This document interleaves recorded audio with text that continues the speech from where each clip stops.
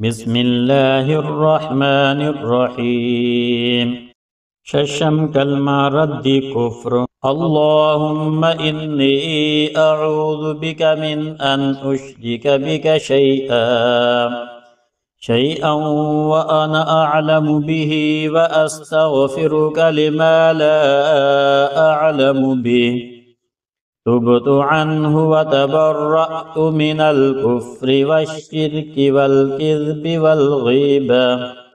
والغيبة والبدعة والنميمة والفواحش